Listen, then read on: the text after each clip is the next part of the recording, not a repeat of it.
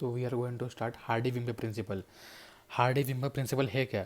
ऐसा प्रिंसिपल है Hardy Weinberg principle जो जीन पूल के कॉम्पोजिशन को बताएगा या बतलाएगा। जीन पूल क्या है? जीन पूल मतलब एक ऐसा एरिया में सारे जीन्स या उसके एलील्स का कॉम्बिनेशन। मतलब एक जीन है, अगर टॉल हाइट का जीन है ह्यूमंस में, तो उसके सारे एलील, मीडियम, शॉर्ट, टॉल, सारे सारे सारे उसमें आ जाएंगे। मतलब खली से लेके सबसे छोटा तक उसमें आएंगे, तो उसको बोलेंगे जील पूल। सारे एलिल्स उसमें आ जाएंगे। अपने में ह्यूमन कलर में जैसे पॉलीजेनिक इनहेरिटेंस होता है, वैसे जील पूल में सारे जीन्स, मतलब अगर एक जीन के लिए अगर 6 एलिल्स भी है तो सारे उसमें आ जाएंगे, सारे जीन्स आ जाएंगे, तो उसको बोलेंगे जीन पूल। उस जीन पूल का जो कॉम्पोजिशन है वो बताएगा हार्डी-विनबर्ग प्रिंसिपल। हार्डी-विनबर्ग प्रिंसिपल क्या है? ऐसा प्रिंसिपल है जो कॉम्पोजिशन बताएगा कि मतलब कि जो इक्विलिब्रियम में है क्या नहीं वो जीन पूल। तो यहाँ से नीट में +4 मार्क्स का क्वेश्चन आता है, और इस साल भी आया था और इस साल भी आएगा। तो 2019 में भी आया था इसका क्वेश्चन। तो देखेंगे क्या है, tendency of population to remain in equilibrium. मतलब एक पॉपुलेशन को इक्विलिब्रियम में रहना, उसको बोलेंगे अपन हार्डी-विनबर्ग प्रिंसिपल। हार्डी-विनबर्ग प्रिंसिपल किसने दिया था?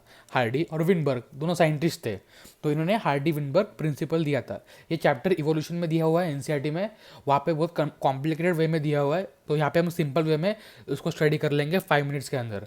और उसके एक दो ही सवाल है जो मोस्टली पूछे जाते हैं, वो हम देख लेंगे।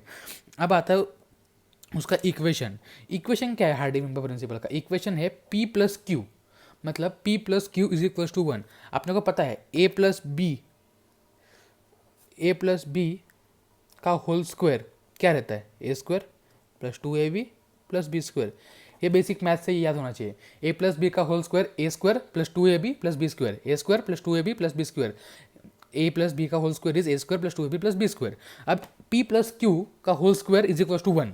ये मेन इक्वेशन है किसका? हार्डी-विनबर्ग का। किसका? हार्डी-विनबर्ग प्रिंसिपल का। ये मेन इक्वेशन P+Q, मतलब P+Q इज इक्वल का स्क्वायर इज इक्वल टू 1। अब इसको अपन एक्सपांड करेंगे, जैसे ये वाला फॉर्मूला किया था, तो इसको एक्सपांड करेंगे तो क्या आएगा? P² + 2PQ + Q² is equal to 1। देख सकते हैं A+B, ए जैसे P है और B जैसे Q है, तो P² + 2PQ + Q² is equal to 1। ये याद कर लेना है, P² + 2PQ + Q² is equal to 1। पर एक इक्वेशन याद करना है, P+Q का whole square is equal to 1। उससे सारा अपना काम बन जाएगा। P+Q का whole square is equal to 1, उसको एक्सपांड करो, P² + 2PQ + Q² is equal to 1। ये आ गया हमारा नंबर 1 इक्वेशन, जो हमें आगे हेल्प करेगा। सेकेंड नंबर, अब P+Q का स्क्वायर है इज इक्वल टू 1, इसका रूट ले लो। इसका रूट ले लेंगे तो P+Q का स्क्वायर है, उसका रूट ले लेंगे, इसे रूट ले लेंगे, तो रूट लेने के बाद ये स्क्वायर तो कट हो जाएगा, और 1 का रूट तो 1 ही होता है, तो P+Q भी क्या आ जाएगा? 1।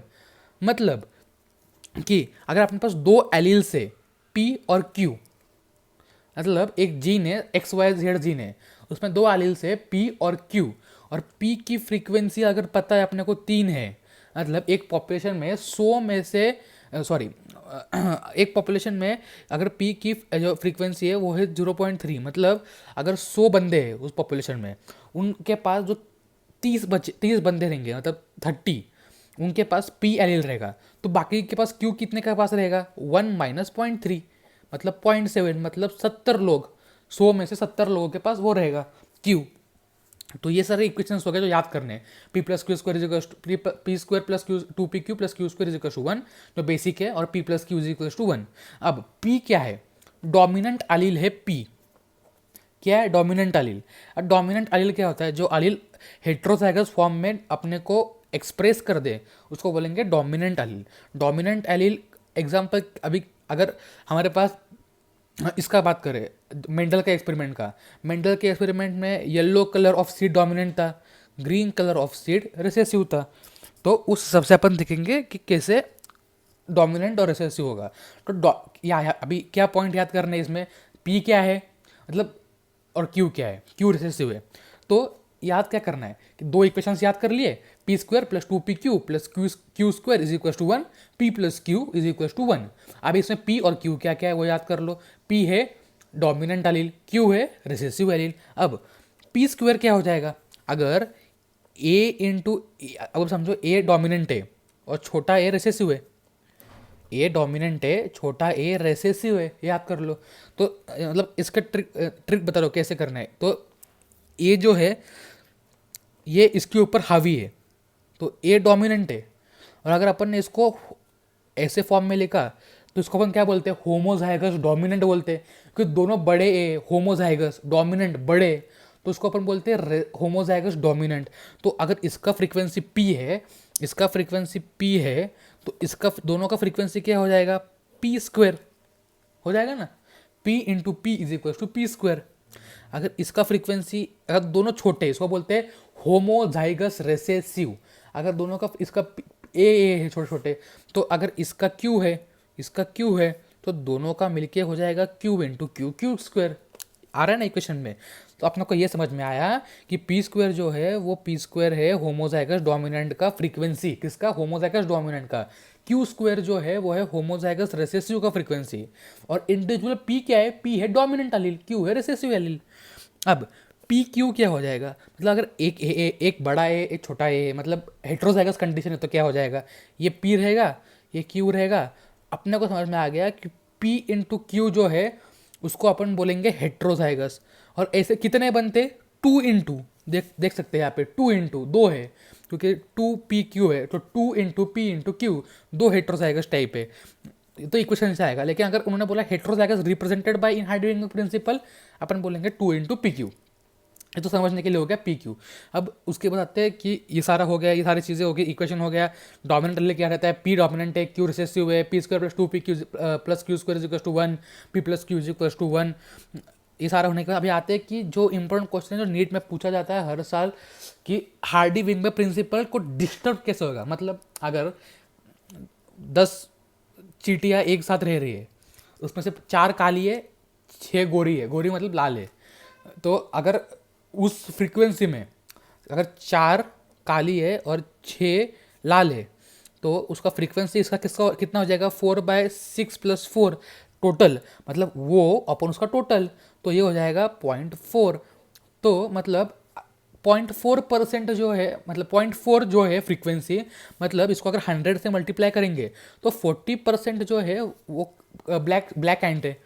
ठीक है, तो मतलब उससे समझ में आ रहा है अपने को कि अगर ये जो अगर ये 5-5 हो गया, कुछ वेरिएशन आ गया, कुछ म्यूटेशन आ गया, कुछ गलत चीज़ कर दी, उल्टा पुल्टा कर दिया, तो 5-5 हो जाएगा ये।